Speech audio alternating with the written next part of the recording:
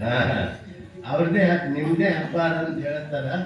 ನಿಮ್ದ ಹಬ್ಬ ನಿಮ್ದಿರ್ಲಿ ಯಾರದೇ ಇರಲಿ, ನಾಗರ ಪಂಚಮಿ ದಿವಸ ಈ ಅನೇಕ ವರ್ಷಗಳಿಂದ ನಾವು ಕಲ್ಲು ನಾಗಪ್ಪ ಹಾಲು ಎಳೆದು ಕೋಟಿ ಕೋಟಿ ಲೀಟರ್ ಹಾಲು ಕೆಡಿಸುವಂತ ಕಾರ್ಯ ನಾವು ಮಾಡಬಾರ್ದು ಅಂತ ನಾವು ಹೇಳ್ತಾನೇ ಬಂದೀವಿ. ಹೇಳಿ ಹೇಳಿ ನಮ್ಮ ಕೂದಲೆಲ್ಲ ಬೆಳಗಾಗ್ಯವ, ಕೇಳಿ ಕೇಳಿ ನಿಮ್ಮ ಕೂದಲು ಬೆಳಗಾಗ್ಲತ್ತವ. ಆದ್ರೆ ನೀವು ಕೆಲವರು ಬಿಟ್ಟಿರಿ, ಕೆಲವರು ಬಿಡೋರಿದ್ದೀರಿ. ಬಿಟ್ಟವರು ಒಳ್ಳೇದೇ, ಬಿಡ್ಲಾರ್ದವರು ಅದನ್ನು ಮೂಢಾಚರಣೆ ಬಿಟ್ಟು ಸ್ವಲ್ಪ ಮಕ್ಕಳಿಗೆ, ಬಡ ಮಕ್ಕಳಿಗೆ ಅಲ್ಲೇ ನಿಮ್ಮ ಓಣೆ ಎಲ್ಲರ ಬಡ ಮಕ್ಕಳಿದ್ದು ಕುಡಿಸ್ರಿ ಅಥವಾ ಮಠಕ್ಕೆ ತಂದು ಕೊಡ್ರಿ. ಅವ್ರು ಇವ್ರು ಮಕ್ಕಳು ಕುಡಿತಾರ ಅಥವಾ ಆಸ್ಪತ್ರೆದ ರೋಗಿಗಳೇ ಕುಡಿಸ್ರಿ ಅಂತ ಈ ಸಂದರ್ಭದಲ್ಲಿ ಹೇಳಕ್ಕೆ ಇಚ್ಛಾ ಪಡ್ತಾ ಇದ್ದೀನಿ.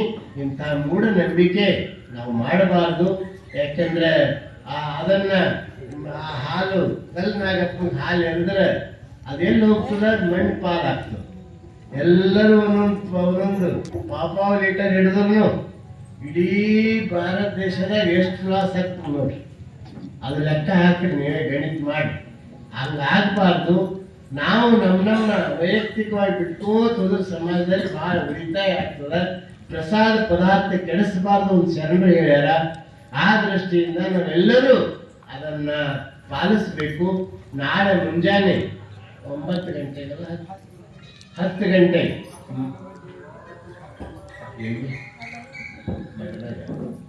ಇಲ್ಲೇನಿಲ್ಲ.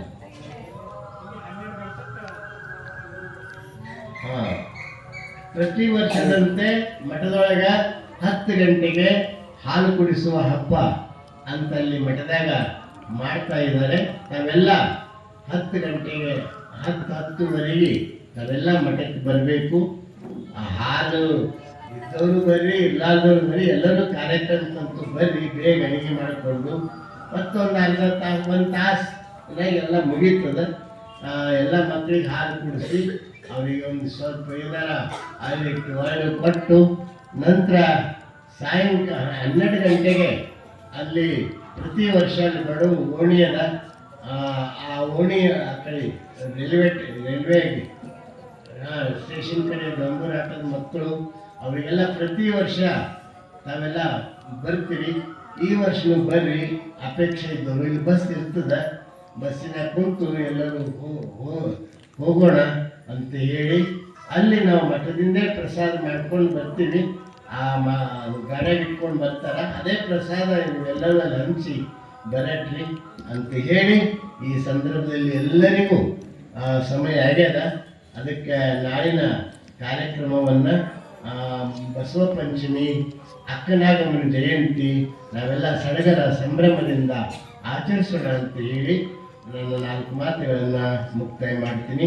ವಿಶ್ವಗುರು ಬಸವಣ್ಣನವರಿಗೆ